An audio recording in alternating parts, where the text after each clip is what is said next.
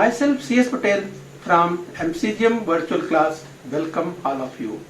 Due to the global pandemic, this year's educational session is being affected.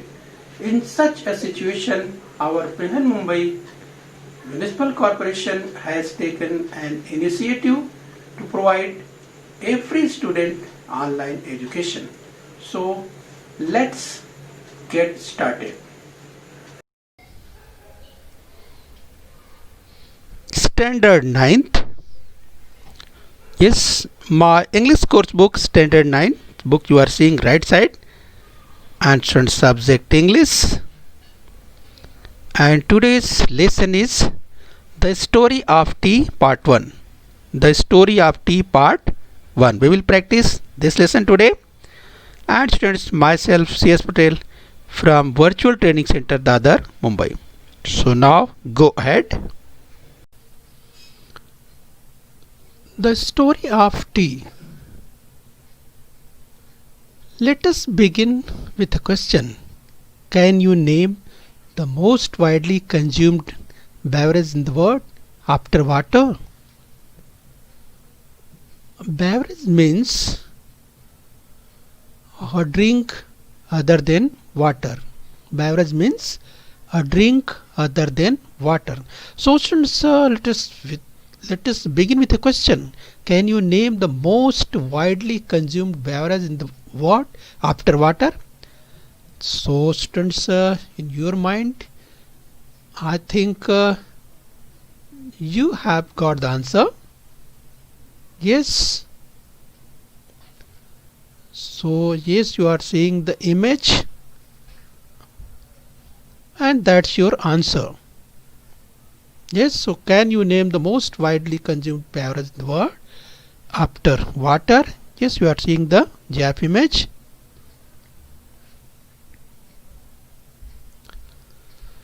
Perhaps many of you have guessed the answer. The most popular beverage in the world is tea. Yes, so tea is the answer. The fresh aromatic brew with which people like to begin their day. Yes, students, so the most popular beverage in the world is tea today. Yes, beverage means a drink other than water. And students, the fresh aromatic brew means fragrant or smell. So aromatic brew with which people like to begin their day. So yes, students, you can see in your house too in the morning, yes, a cup of tea demand, I think either our parents or yes, many elder people in your house, a cup of tea. So beverage means having a pleasant and distinctive smell.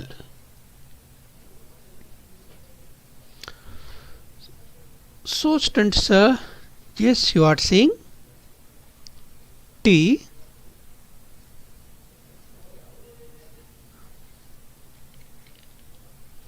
Okay, see the image. So yes, people like to begin their day.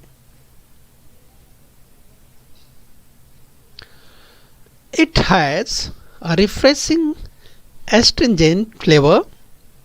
It is actually made by brewing, that is by infusing in boiling water the leaves and shoots of a plant whose botanical name is the Camellia sinensis. So it has a refreshing astringent.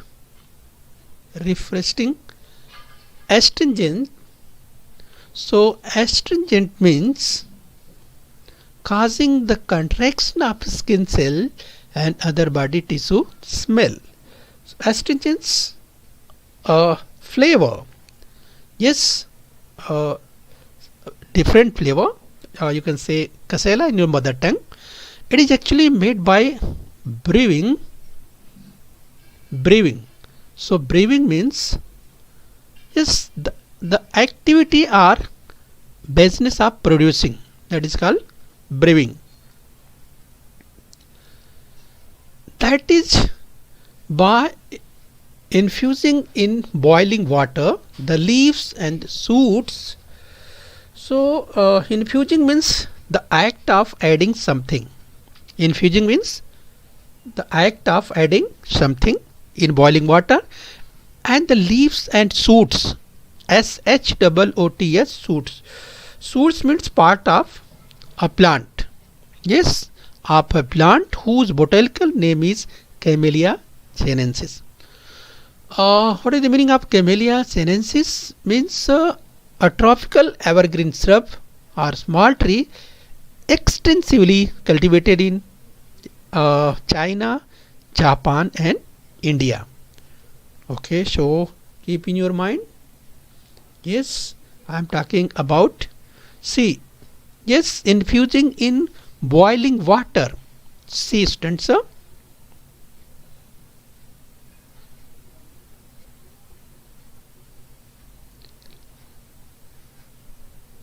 the leaves are at first dried. The leaves at first are dried. See students, leaves means leaves of tea. Yes, are at first dried, cut and proceed. Yes, so yes, you are seeing, and processed before they are packed, and after that they packed and sold to us. So students, we see in the market just different branded of tea we see in the market. But students, I think you should know that the leaves are at first dried, cut and processed. Yes, before they are packed and sold to us. Camellia sinensis is an evergreen plant that grows in tropical and subtropical climates. Yes, we have seen this earlier. Camellia sinensis is an evergreen. Evergreen means always be green plant that grows in tropical and subtropical climates.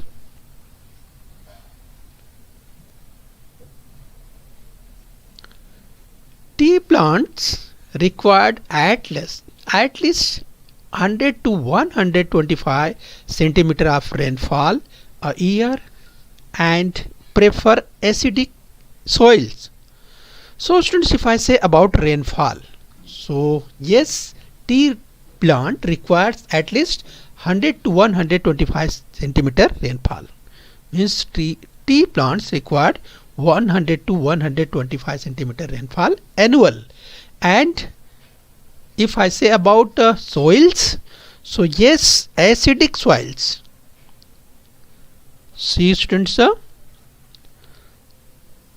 yes, see the acidic soils, this is more beneficial for tea plant.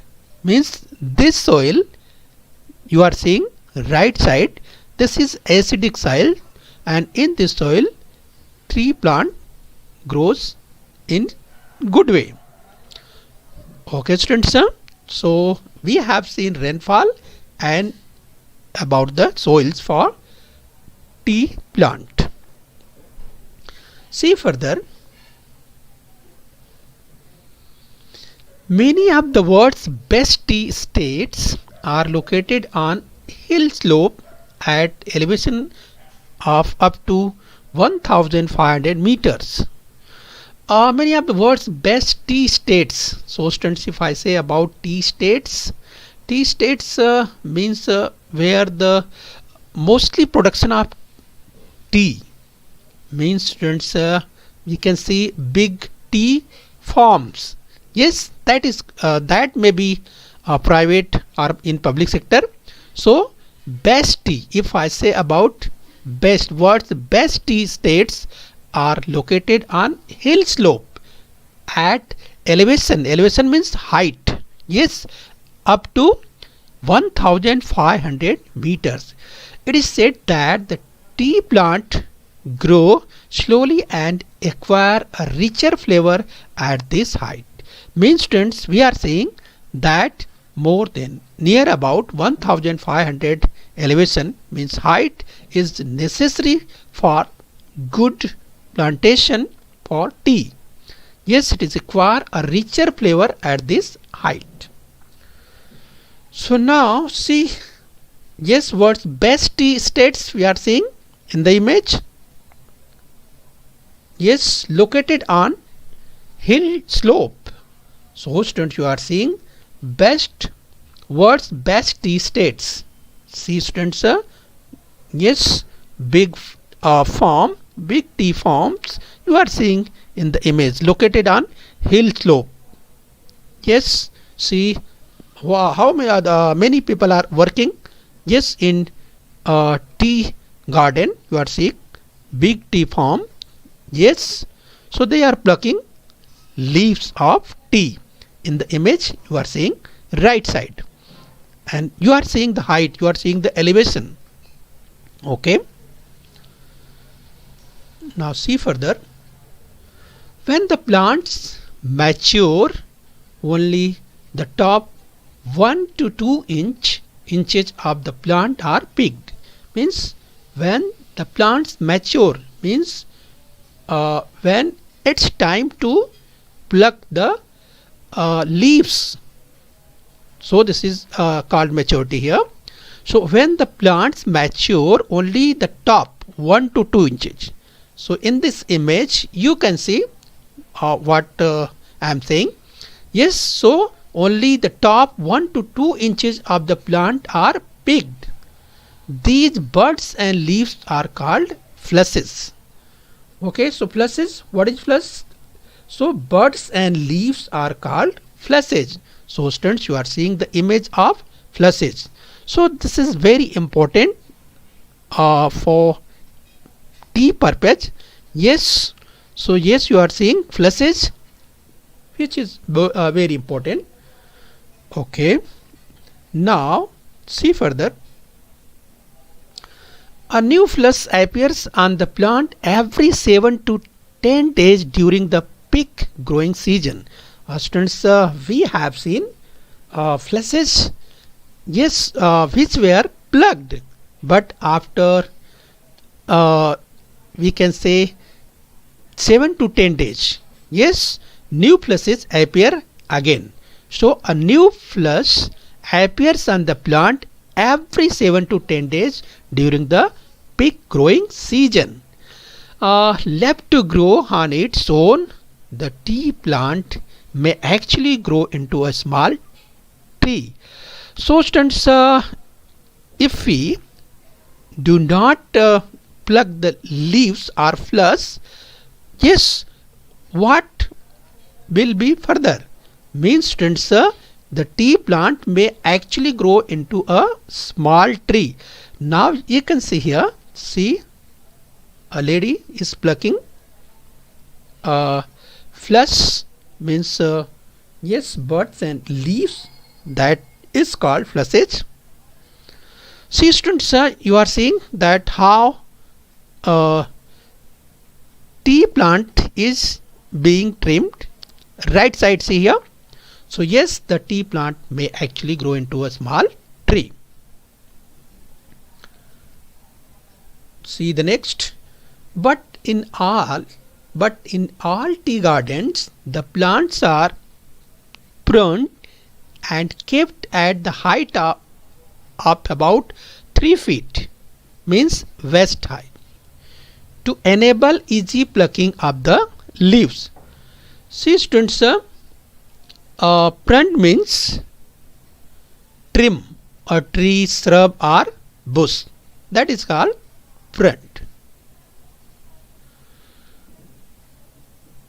So students, yes, but in all the garden, the plants are pruned and kept at the height of about 3 feet. Yes, and that is waist height, to enable easy plucking of leaves. So you are seeing near about 3 feet. Yes, so that is easy for plucking the flush. Okay, so keep in your mind in all gardens the plants are pruned. Pruned means yes, trimmed and kept at the height about 3 feet.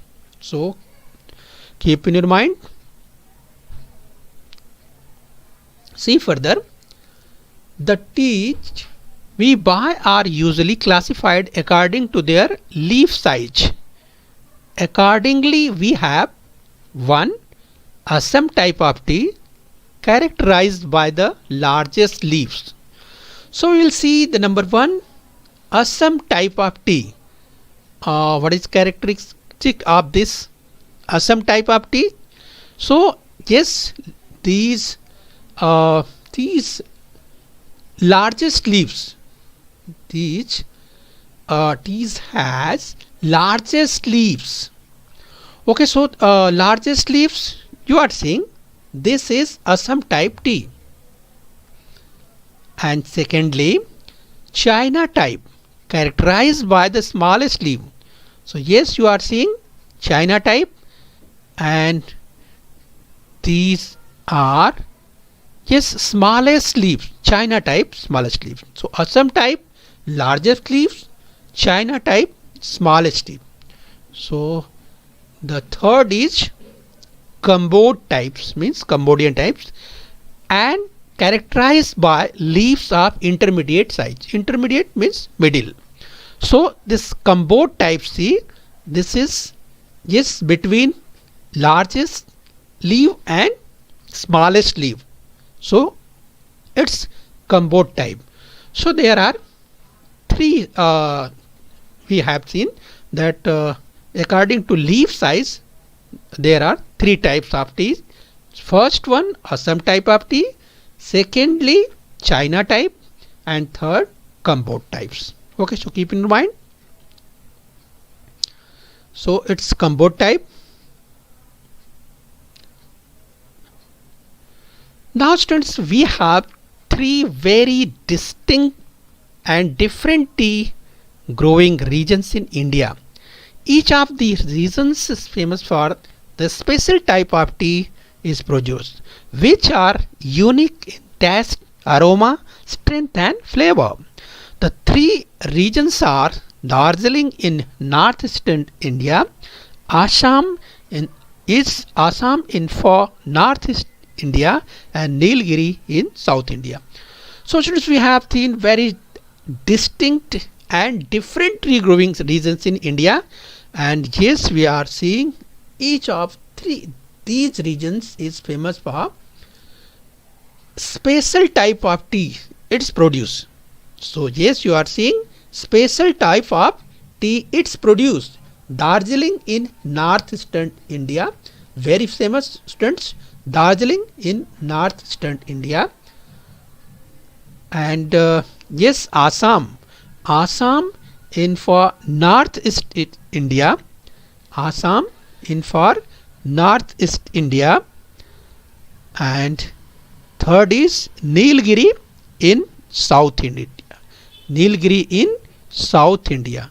So students, you are seeing that yes, these regions these have distinct and different tree growing regions, and these 3 regions are Darjeeling in northeastern India, Assam in for northeast India, and Nilgiri in South India. Okay students, I think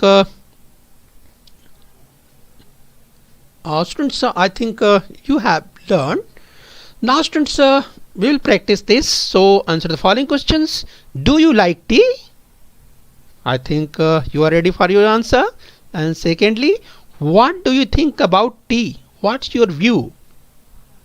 Yes, I think you can answer.